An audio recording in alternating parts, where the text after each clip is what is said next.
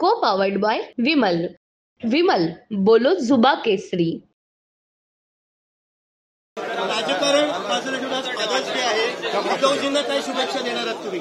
मला वाटतं अर्थातच फादर्स डे तुम्ही जसं सांगितलं, महत्त्वाची गोष्ट हीच आहे की नेते म्हणून, फादर म्हणून म्हणजे वडील म्हणून जे काम आणि त्यांचं जे मी पाहत असतो, खरोखर अभिमान वाटतो त्यांच्यासोबत उभं राहायला आणि त्यांच्या मागे उभं राहायला. कारण त्यांचं काम जे आहे आणि त्यांचं प्रेम जे आहे तेच मला वाटतं खूप महत्त्वाचं आहे आणि त्यांच्याकडून प्रेरणा घेऊनच काम करत असतो. तर खूप वेळा मी फोटो पण त्यांच्यावर टाकत असतो की proud to stand with you. उत्तर पश्चिम मतदारसंघ जे त्याच्या संदर्भामध्ये एक नवीन अपडेट पुढे येत आहे, त्या संदर्भात आपण मला वाटतं आपण पाहिलं असेल आज कालच मला वाटतं इलॉन मस्क यांनी ईव्हीएम बद्दल ट्विट केलं होतं. त्याचसोबत आज देशभरातून सगळेच आपण पत्रकार म्हणून असाल, जे सिव्हिल सोसायटी येते आणि आम्ही सगळेच ट्विट करत आहोत की उत्तर पश्चिममध्ये जो घोळ झालेला आहे, एक तर आपण पाहाल निवडणूक आयोगाने CCTV फुटेज द्यायला नाकार दिलेला आहे. म्हणजे त्यांना ती अनिल मसीसारखी फुटेज नकोय वाटतं, कारण तिथे जी गडबड झाली ती लोकांसमोर आली. दुसरी गोष्ट म्हणजे जे मिंदे गँगमधले तिथे फोन घेऊन उभे होते, आज तर पेपरमध्ये पण आलं की त्यांच्या फोनवर ॲप होतं EVM उघडण्याचं. ह्या सगळ्या गोष्टी समोर आल्यानंतर देखील जर त्यांना शपथ दिली, जे मिंदे गँगचे उमेदवार आहेत त्यांना शपथ दिली, तर मला वाटतं या देशात लोकशाहीचा खून झाला आहे हे समजूनच आपल्याला आता पुढे काम करायला लागेल. आमचं हेच ऑब्जेक्शन राहील की अशा चीटर लोकांना तुम्ही शपथ देऊच कशी शकता, हे एक मोठा प्रश्न आहे उपस्थित होणार आणि आम्ही त्याच्यात कोर्टात पण चाललोय. बघा, ईव्हीएम हँडल केलं गेलंय का, टॅम्पर्ड केलं गेलंय का? असं म्हटलं जातं once a cheater always a cheater, तसं once a fraudster always a fraudster. Rahul गांधीजींनी देखील ट्विट केलेलं नाही. मुळात तुम्ही बघा ना, CCTV फुटेज द्यायला नाकार दिलेला आहे. म्हणजे पारदर्शकता जी पाहिजे ती निवडणुकीपासून पाहिजे, तेच देत नाहीये. मग बॅलेटवर निवडणुका घेतल्या जाव्या या मुद्द्यावर ह्याच्यावर तर आम्ही ठाम आहोतच. आणि देखील बघा, हे सगळं करून लोकांचा तुम्ही राग बघा या केंद्र सरकार किती होता, भाजपवर किती होता, की एवढं सगळं चीटिंग करून देखील लोकांनी त्यांना 240 वर खेचलेलं आहे. जर आज EVM नसतं तर 40 पर्यंत पण पोहोचले नसते. तुम्ही उच्च न्यायालयामध्ये देखील या संदर्भात जाणार आहात, पण प्रश्न असा आहे की EVM व्यतिरिक्त दुसरं काही नाही असं सर्व नाही. मुख्य गोष्ट म्हणजे हीच आहे, आपण पाहाल जगभरात EVM आता वापरलं जात नाही. काल इलॉन मस्क जे टेक्नॉलॉजीबद्दल सगळ्यात जास्त बोलत असतात, इलेक्ट्रिक व्हेकल्स असतील, चंद्रावर रॉकेट सोडतात, सगळीकडे सोडतात, टेक्नॉलॉजीवर एवढा विश्वास असून देखील EVM वर विश्वास नाही आहे. मुख्य गोष्ट हीच आहे, जसं काल परवाकडे पण पाहिलं, आज पेपरमध्ये आलंय की फोनमधून जर OTPनी कुठचं EVM उघडू शकत असतील तर काही होऊ शकतं ना, तुम्ही फोन तर हॅक करू शकता. आणि आमची मागणी हीच आहे, आम्ही EVM बद्दल पण बोलत नाही आहे. ह्या निवडणुकीत आम्ही एवढंच मागतोय की CCTV फुटेज द्या, तेवढे पण द्यायची निवडणूक आयोगाची हिंमत होत नाहीये.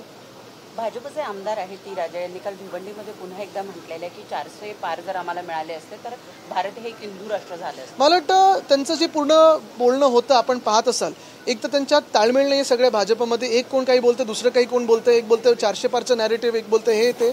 मुख्य गोष्ट अशी आहे की आता निवडणूक होऊन गेलेली आहे, 240 लोकांनी त्यांना जागा दाखवलेली आहे. आमच्या देशात हुकुमशाही चालत नाही, मस्ती चालत नाही हे दाखवलेलं आहे. पण आज मूलभूत प्रश्न जे आहेत त्याला त्यांनी उत्तर देणं गरजेचं आहे. आपण पाहताय महागाई तर वाढत चाललेली आहे. ह्याचसोबत मुंबईसारख्या शहरामध्ये पाण्याचा मोठा प्रश्न उपस्थित झालेला आहे. आपल्या माध्यमातून मी लोकांना, कारण काय होतं, प्रत्येक सोसायटीला वाटतंय की त्यांच्याच हाऊसिंग सोसायटीला पाणी कमी मिळतं. कुठे ना कुठेतरी मुंबई महानगरपालिका खोटं बोलत आहे. सांगते 10% कट दिलेला आहे, पण खऱ्या अर्थाने जर पाहिलं गेलं तर कमीत कमी 40% कट सगळ्या बिल्डिंग आणि हाऊसिंग सोसायटीनं लागलेलं आहे. अनेक हाऊसिंग सोसायटीज आहेत, मग ते उत्तर पश्चिममध्ये असतील, दक्षिण मध्यमध्ये असतील, दक्षिणमध्ये असतील, तिथून आम्हाला फोन येतात एक तर गढूळ पाणी येतं किंवा पाणी कमी येतं. आणि 10% कटला वर्षानुवर्ष आपण लावत असतो, तेवढं पाणी कमी येत नाही. हा कमीत कमी 40% कट झालेला आहे. आणि त्याच्यात आपण बघतोय पाण्याचे टँकर्स यांची मजा चाललेली आहे. मुंबई महानगरपालिकेच्या आयुक्तांनी खरी जी बातमी आहे ती सांगायला पाहिजे, लोकांना माहिती दिली पाहिजे की किती % कट लागलेला आहे. कारण ह्या देखील शहर चालवण्याच्या ह्याच्यात पण आपण पाहतोय की राजकारण येऊ लागलेलं आहे. खरं तर कट पाण्याचे 5% 10% वर्षानुवर्ष आपण एप्रिल मे हे लावत असतो, पण निवडणूक असल्यामुळे ह्यांनी लावले नाहीत.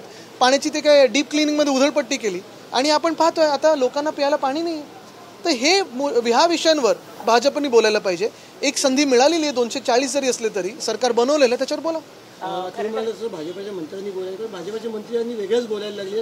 गोपी सुरेश एकमेव आमदार खासदार आहेत केरळमधले. आज म्हणतात Indira Gandhi mother of India आहेत. काल कुमारस्वामींनी गुजरातमधल्या फंडविषयी टीका केली. सुरुवातीला सुरुंग लागतो का 3.0? बघा, आपण पहा, आज इंडिया आघाडी 237 वर आहे, भाजप 240 वर आहे. येत्या काही दिवसांमध्ये, काही महिन्यांमध्ये वेगळा खेळ दिल्लीत होऊ शकेल ह्याची पूर्णपणे खात्री मला आहे.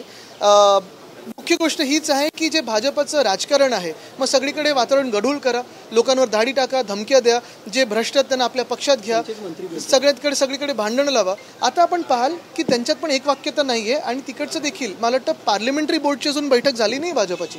एनडीएची झाली पण भाजपच्या पार्लमेंटरी बोर्डची झाली नाही बैठक. बरं, आणखी एक महत्त्वाचा मुद्दा की कोकणामध्ये महायुतीमध्ये भांडणं सुरू झालेली दिसून येत आहेत. बॅनर वॉर रत्नागिरीमध्ये झाले, सिंधुदुर्गमध्ये सुरू आहेत. कसं पाहता याकडे? चांगले सगळे जे भांडणारे होते बॅनरवरनं, मग भाजपासोबत सगळे जे असतील ते एका बाजूला आहेत. आम्हाला कोणाला श्रेयवादात जायचंच नाहीये. कालची पण आपण जर प्रेस कॉन्फरन्स पाहिली असेल तर सगळे पक्ष, तिन्ही पक्ष, आमचे सगळे मित्र पक्ष देखील आम्ही हेच सांगत होतो की आमचा जो विजय झाला आहे तो जनतेमुळे झालेला आहे.